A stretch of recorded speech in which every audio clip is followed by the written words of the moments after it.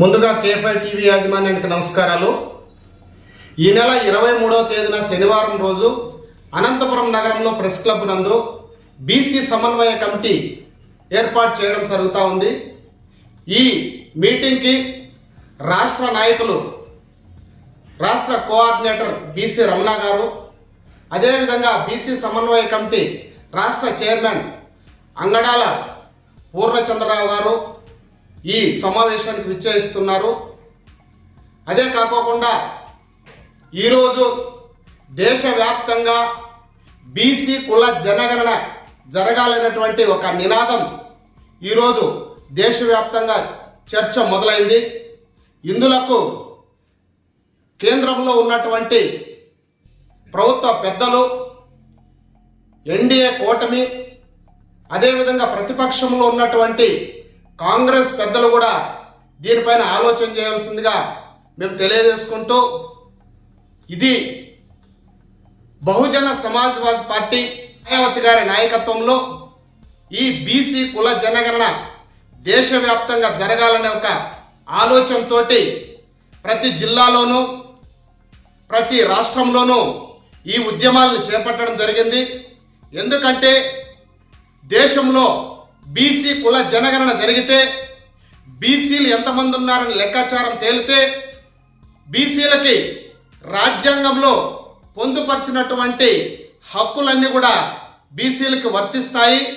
అదేవిధంగా శాసనసభల్లోనూ, లోకసభల్లోనూ, అసెంబ్లీలోనూ వీటన్నిటిలో కూడా బీసీలకు రావాల్సినటువంటి రాజకీయ వాటా ఏదైతుందో అవన్నీ కూడా వస్తాయి.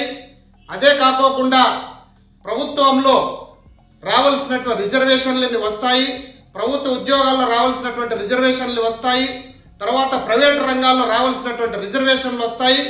కావున ఇది దేశవ్యాప్తంగా బీసీ కుల జనగణన వెంటనే చేపట్టి బీసీల యొక్క సమగ్ర జనాభా ఎంతుందనేది ఈరోజు లెక్కలు తేల్చవలసినటువంటి అవసరం, ఆవశ్యకత ఎంతైనా ఉందని కేంద్రంలో ఉన్నటువంటి పెద్దలకు తెలియజేస్తూ, అదేవిధంగా రాష్ట్రంలో ఉన్నటువంటి ప్రస్తుతం ఉన్నటువంటి ఎన్డీఏ కూటమిలో ఉన్నటువంటి ఎవరైతే ఉన్నారో ప్రస్తుత ముఖ్యమంత్రి నారా చంద్రబాబు నాయుడు గారు, ఉప ముఖ్యమంత్రి పవన్ కళ్యాణ్ గారు వీరంతా కూడా ఆలోచన చేసి, ఎందుకంటే పక్క రాష్ట్రంలో ఉన్నటువంటి తెలంగాణలో ఆల్రెడీ బీసీ కుల జనగణన చేపట్టారు. మన ఆంధ్రప్రదేశ్లో కూడా బీసీల లెక్కలు తేల్చాలని డిమాండ్ చేస్తూ దీనికి పూర్తిగా ప్రజా సంరక్షణ సమితి పిఆర్ఎస్ సంపూర్ణమైనటువంటి మద్దతును తెలియజేస్తూ జిల్లాలో ఉన్నటువంటి బీసీలందరూ కూడా ఈ సమావేశానికి విచ్చేసి బీసీల యొక్క ఐక్యతను చాటి కుల జనగణన జరిగేంత వరకు ఈ పోరాటాలకు బీసీలందరూ కూడా మద్దతు ఇవ్వాలని కోరుకుంటూ, ఇది ఒక అంశంతో ముడిపడినటువంటిది కాదు. ఎందుకంటే బీసీలు, ఎస్సీ, ఎస్టీ, మైనార్టీల యొక్క మనుగడ దీనిపైన ఉన్నది.